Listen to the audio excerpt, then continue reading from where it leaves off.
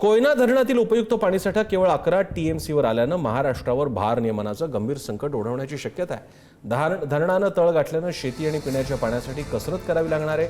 कोयना जलविद्युत केंद्रातील वीज निर्मितीवर मर्यादा आल्या आहेत। एकूण 4 टप्प्यांपैकी 3 टप्पे बंद होण्याच्या मार्गावर असल्यानं कृष्णा लवादाकडे अतिरिक्त पाण्याची मागणी करण्यात आली। विशेष म्हणजे चालू वर्षभरात कोयनेतून 60 वर्षातील विक्रमी 3271 दशलक्ष युनिट विजेची निर्मिती झाली। शेखर पाटील अधिक माहिती देत आहेत। शेखर, कोयना म्हणजे महाराष्ट्राची शब्दशः ती जीवनदायिनी विद्युत वाहिनी आहे आणि तिथे आता ही स्थिती आहे, ही केवळ विजेसाठीच नाही सगळ्याच अर्थानं गंभीर आहे। काय अधिक माहिती आहे?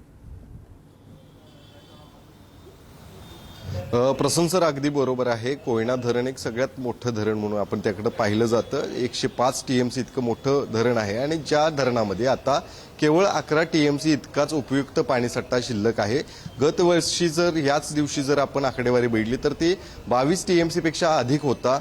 त्या तुलनेत आता हा निम्म्यावरती पाणीसाठा आल्यामुळे महाराष्ट्रासमोर हे एक संकट जे आहे ते आता समोर दिसते। कारण जे पर्जन्यमान त्या ठिकाणी अंदाज वर्तवण्यात आलेला आहे त्या अंदाजानुसार आता आपण बघितलं तर हा पाऊस जो आहे तो वेळेत त्या ठिकाणी सुरू झाला तर त्या ठिकाणी सुदैवानं सगळ्या अडचणी किंवा जे संकट समोर आपल्याला दिसते ते टळणार आहे। मात्र सध्या तरी ज्या कोयना धरणातून मोठ्या प्रमाणात वीज निर्मिती केली जाते, शिवाय अनेकांना पाण्याचा पुरवठा सिंचनासाठी त्या ठिकाणी उपयुक्त हा असतो, ते मात्र या ठिकाणी आता पुढचे काही दिवस कशा पद्धतीनं होणार आहेत, कशा पद्धतीने याचं नियोजन होणार आहे हे पाहणं गरजेचं आहे। शिवाय पावसाकडं आणि बळीराजाकडंच खरं तर वरुण राजाकडं आता सगळ्यांच्याच नजरा लागून राहिलेल्या आहेत। कधी एकदा तो बरसतो आणि हे संकट जे आता समोर दिसते ते त्या ठिकाणी टाळलं जातं का हे देखील पाहणं गरजेचं असणार आहे। धन्यवाद शेखर, तुम्ही दिलेल्या या माहितीबद्दल।